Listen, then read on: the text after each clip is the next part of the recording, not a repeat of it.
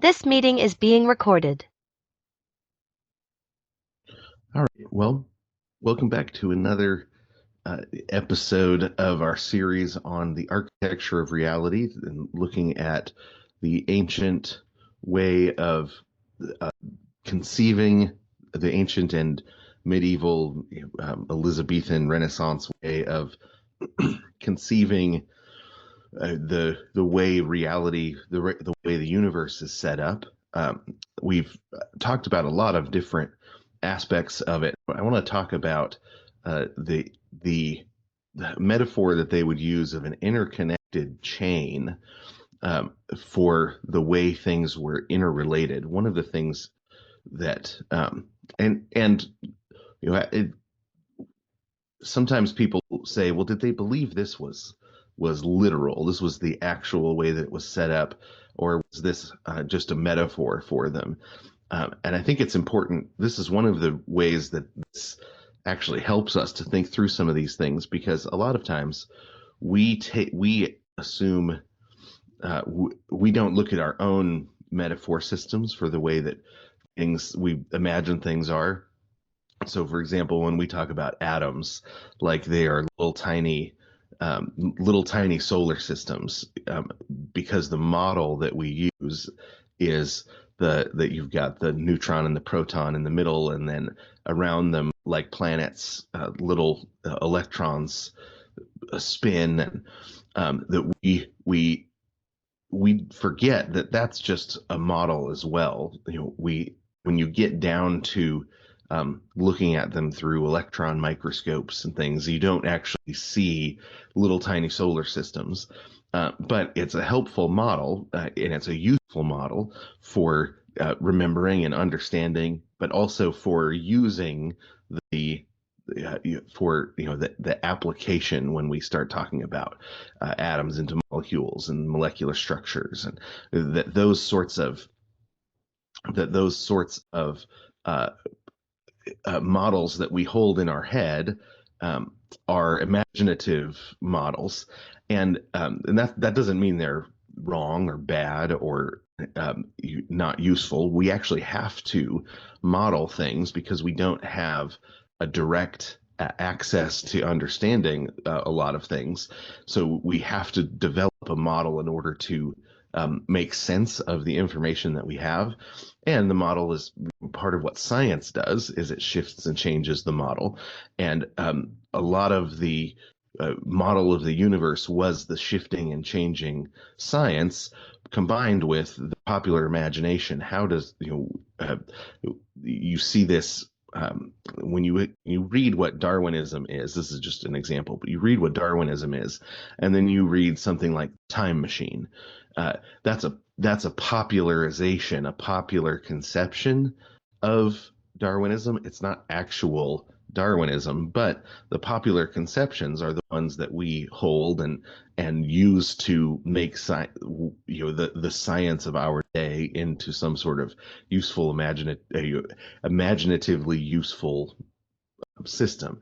And we model it well, and the both the scientific and the popular version of uh, Darwinistic evolution are both uh, under attack and going away and all those good things, because it's actually not it can't be upheld. But that popular conception that makes a model, a scientific model or a universal model or a cosmological model, useful, um, is is helpful. We have to do it. Well, the way that the Elizabethans, like Shakespeare, the way in the Renaissance and in the Middle Ages and in the ancient world, they conceived the model was as a chain, an interconnected chain. So you had at the very top the heaven of heavens, the Empyrean, the place where God dwells, where He put His throne, where He built His own throne, His throne, which is a living being, which is an angel. His life is such that he builds a chair and sits on it. The chair comes to life. That's kind of the way it seems to be communicated. Well, he's got there is his throne, and there are angelic thrones also, but those are in the next level. So, but at the very top, you've got the heaven of heavens, and then a chain of beings that and a chain of spheres from the top to the bottom. So you go from there to heaven, where the stars dwell, and the concentric, the followed by the different concentric circles of the planets, or the concentric spheres of the planets. You And the visible planets, they start at Saturn as the furthest away, and you've got Saturn and Jupiter and Mars, and then you've got uh, the the moon and the sun and Mercury, or actually it would be the other way around. You've got Mercury, the sun, and the moon. And so the moon is the borderland then between the heavenly spheres. So above the moon, you've got the heavenly spheres, the heavenly aspect of the chain, and then below the moon begins the earthly aspect of the chain. And you've got some ether, followed by air, and that air then goes all the way down to the earth, and then inside the earth you've got Hades, or Sheol, or uh, the later the Inferno of hell as well. The Anglo-Saxon word for Sheol is Hel. It's pronounced hell. So you've got Hela is the goddess of the underworld, and well, the that ends up in the popular imagination being combined together with the Inferno of the end of Revelation. Right? But in the end of Revelation, Hades and death are thrown into the Inferno, and so the word hell ends up having this odd shifting meaning as Anglo-Saxon shifts to Middle English, and as Latin shifts to Italian. You end up with some combining of hell and the place of the dead in the popular imagination, and which has continued on down to this day, right? So when people die, we say, oh, did they go to heaven or did they go to hell? Well, hell, biblically speaking, is unpeopled until after the resurrection, right? It's an empty space, and Hades, the people where people go after they die, or hell or Sheol, is thrown into the lake of fire, and all of the people are raised from the dead, and the just and the unjust both raised from the dead, and then the judgment happens, and then hell becomes a peopled place. But you see the way in the popular imagination these things get sort of mixed together, and it just that's the way it is. There's lots of those sorts of things. It's like you hear, well, there weren't really three wise men, there were three gifts. Yeah, there were three wise men. We all know that because in the popular imagination, there's three wise men. So it's and I don't think there's necessarily problems with that unless it starts to actually contradict the scriptures. Otherwise, it just is it's the way we do things. It's the way societies pass on knowledge. Is the popular imagination is passed on to the next generation. Manhood, or being a part of the society, part of what's passed down in what is called the paideia, the acculturation of the next generation. Part of what's passed down is both is these sorts of popular imagination things. Well, they conceived of this chain that went from God at the very top, he's a completely uncreated being, and so he's not a part of the chain, but he created the heaven of heavens, the Empyrean, where where the Father's throne is set up, and where now Jesus has ascended to, and has taken that throne at the right hand of the Father's throne. He set up that sphere, and then the spheres are connected by purpose. So um, they you do have works where you travel through the heavens and you get to the end of the heavens, then you have to kind of break through or be invited through by God across into the next sphere, where into God's direct presence. But that isn't when the theologians talk about it, they don't talk about it like, well, if you just go up far enough, you get to heaven. You get that in the literary works, that heaven is the heaven of heavens is that way, and if you go far enough, you bump into it. Well, um, and then each of the spheres has different intelligent beings that it's their sphere, or it's the appropriate sphere for them. It's the sphere that they live in and have authority over, rule. And so you have angelic beings up in the heavens, principalities and powers and thrones, dominions, where they sort of worked those out each as a different kind of angel. And then this sphere has archangels, archangels and angels in it. But the thrones and the dominions, the principalities, the powers, those ones, their proper dominion is in is up above. So when they read something like the Prince of Power of the Air, they believed that to mean that the sphere up above was the proper place that Satan fell from. Right? He fell into the wrong sphere, and that's part of what went wrong. Is he didn't retain his proper dominion, and instead tried to take the dominion, or was given the dominion by Adam of a sphere that wasn't proper for him.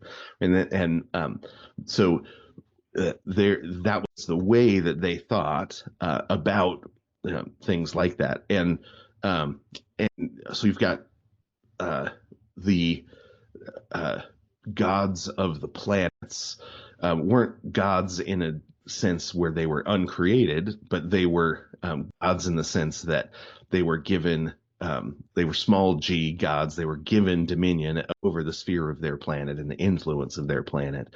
And the gods that accepted worship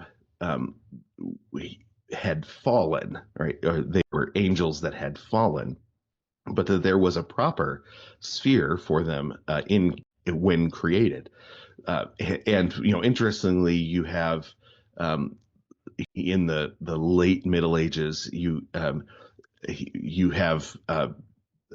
people begin to say things like, well, the chance or fortune before Christ came along was the goddess that was assigned to this world. So that there's a sense in which the fact that chance is a part of our lives, fortune is a part of our lives.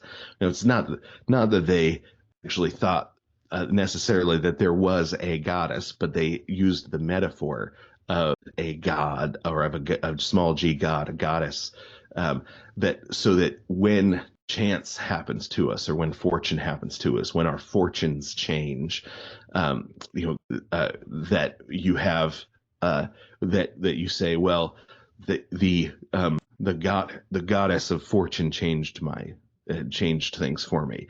And we actually use a very similar metaphor when gambling, right? We talk about Lady Luck.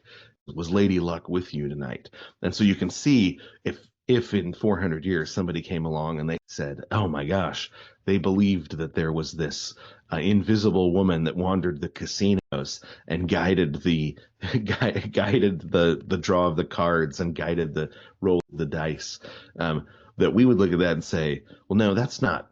We don't really believe in a person, Lady Luck, but we have personified this thing that we know happens. Well, they did the same sort of thing, but they used different metaphors, and it helps us to see our own metaphors when we see theirs and the way that they think and the way that they talk about them. And I haven't had time or the right books in my library to trace the history of Lady Luck, but I've always been curious if you can trace Lady Luck back to Chaucer's goddess of fortune, because it seems that there is that there be some sort of connection. Either that, or it's one of our natural inclinations to think of systems that function as a whole together, the way a card deck does, to think of them in feminine terms, because our experience of women as women can can multitask and take care of lots of things. They function more like a world than a man does as a whole. They function as a whole all at once, which is one of the hardest things when you first get married. Men easily compartmentalize their life, and women don't easily compartmentalize their life because they are designed to function as a whole, and to be a queen of a house in a way that men don't have. And so it may just be that we naturally personify systems as feminine, but I think that's useful to remember, for a husband, that the way that you act in the morning of one day continues to be an active force in your wife's imagination 3 days later, whereas a man has compartmentalized that. Yeah, we got in a fight, but now we're off over here, we're running, and everything's good. We compartmentalize, and that's a strength in a lot of situations, and women integrate, and that's a strength in other situations. And when you get the compartmentalization and the integration functioning together in a relationship, and both perspectives are brought to bear, you end up with a whole nother kind of wisdom. It's like it's like Japanese poetry, where you have two things that look like they aren't about the same thing, but that's because the poem is about a third thing that those two things together point to. You bring a cherry blossom and a river, and you point, and you use those two things as arrows to point to a third thing, the new life that is possible in the morning, something like that. That's why haiku is wisdom poetry. It's proverbial wisdom poetry, because it's always about a thing it's not talking about. Well, the wisdom that a man and a woman bring together, because of those two different perspectives, is that same kind of wisdom. It's a third thing that it doesn't exist outside of the masculine energy, the masculine way of approaching the world, and the feminine energy, the integrating energy, that when those two things function together, a whole third thing is born, marital wisdom. So when you look at those sorts of things, the way that they conceive things, it sometimes helps us to see see ourselves better, and to see some of our own assumptions, and be freed because we see them. We're freed to use them because they're good and useful, or to say, oh, actually, that one doesn't help